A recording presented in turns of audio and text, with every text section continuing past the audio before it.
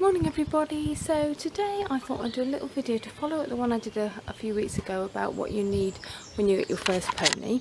This one I'm going to do what you'll need if you're going to look after your pony yourself, either at a livery yard or at home. Obviously there'll be a few extra things if you're going to bring them home. Tommy is here today.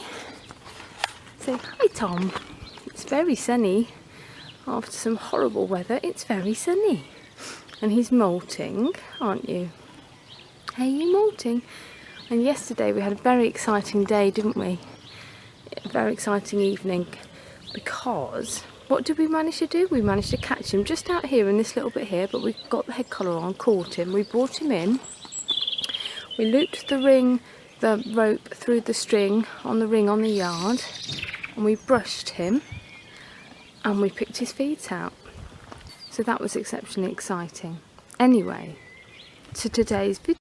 So obviously one of the things you'll be doing most of the time will be mucking out if you're going to keep your horse in a stable at any point. So you're going to need some sort of mucking out tools. Now it is slightly personal preference, and if you've kept your horse at a livery yard you will have had the chance maybe to try some things. But basically you'll need a fork and you'll need a brush. Now I'm quite greedy, I've got two brushes. I've got a soft bristle brush because it sweeps the dry yard much more nicely, and a hard brush. But if you can only have one, then just have a hard brush, because that obviously you need really to sweep up in the wet. The soft bristle brush is useless if anything's wet. You'll need a fork to move the shavings around and make the bed look nice, and you'll need a shovel for shoveling up wet stuff that you can't pick up with the fork. And if you have shavings, then the shovel is the only thing to use because the shavings fall through a normal fork.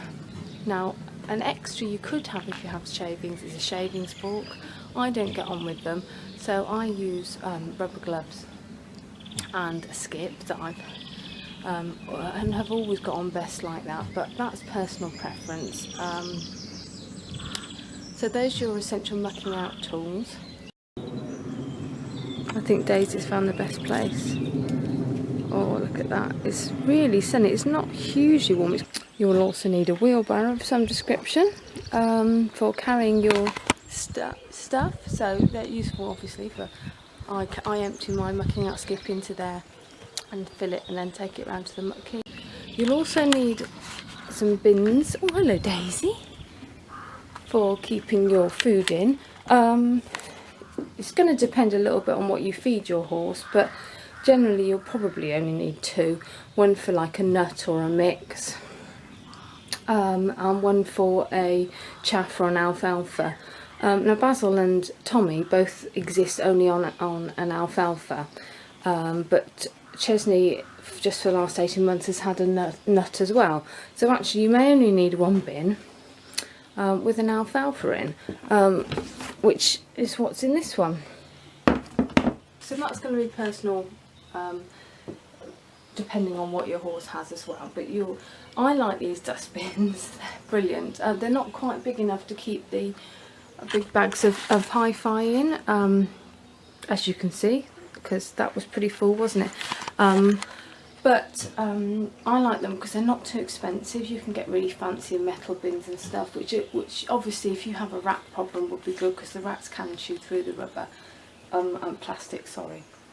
But generally I find these the cheapest and the best way. They keep the mice out and keep the food obviously clean and from things dropping in the top of it.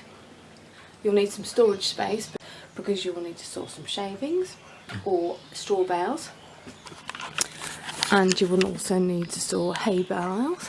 So this is a consideration for if you're going to keep your horse at home as well. You'll need somewhere to store hay and straw.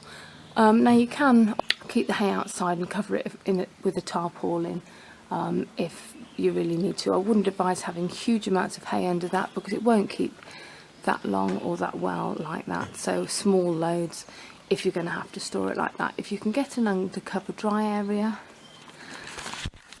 like me, then you're very lucky. So there you've got your mucking out tools, you've got your hay and your straw storage and your food storage. You'll also need some things for your tack. Now the yards may still provide you with like a saddle rack and a bridle rack, but you might, if you're coming home, you'll need somewhere to do that. I have a lot of saddle and stable racks in here, but you'll also need some sort of boxes or something to maybe keep stuff in, to keep, if you've built up your collection like I have, on top of your essentials that I suggested last time, then a box is good for keeping boots in, or head collar and rope, or posh head collar, if you have like a nice leather one for shows and things like that. Other spare things, it keeps them nice and clean if you keep them in a box. Lunge lines, lunge capucins, all that sort of thing. It's quite nice to have a hook for your head collar and bridle. A lot of people have them outside the stables, which obviously is exceptionally convenient. Another thing that's useful to have is some sort of saddle horse. This one was a second-hand one I got. There may not be space, or they may provide one if you're still at a livery yard, for you to clean your tack on or store all your rugs on if you're like me and you're very messy. But you can get little ones. This is a little one under here, which is quite useful. Better than nothing, a bit low, but definitely better than nothing in terms of having something to clean your tack on. Obviously, if you're going to keep your horse at home, then you will certainly need something like that. As I mentioned in my last video, you will need some sort of first aid kit if the yard doesn't provide it. Some do, some don't, so I'll put another link this week into the box below about my first aid kit video, so you can see that. But a lot of stuff that the vet, you'll have to get the vet and they can provide. It is more expensive, so if the vet comes and says, have you got any of these, I suggest if they're going to do like a poultice there and then, let them supply enough for that, and then you go to the tack shop and buy it from the tack shop, because it is considerably cheaper from a tack shop than it is from the vet, unfortunately. Obviously you can't do that with drugs, but other things like bandages and gamgee and poultices you can do, so it is a good idea to do that way. And if you keep a little stock, then the vet can use them when they come as well. I've always got 1 or 2 poultices and some gamgee and some bandages, so we can use those if we need them. Anyway, I think that just about covers it. We covered quite a few things last week. I hope you found this video interesting. Probably slightly less interesting than the last one, but still stuff you need to have. I have 4 friends here. Let me show you. Daisy, Tommy,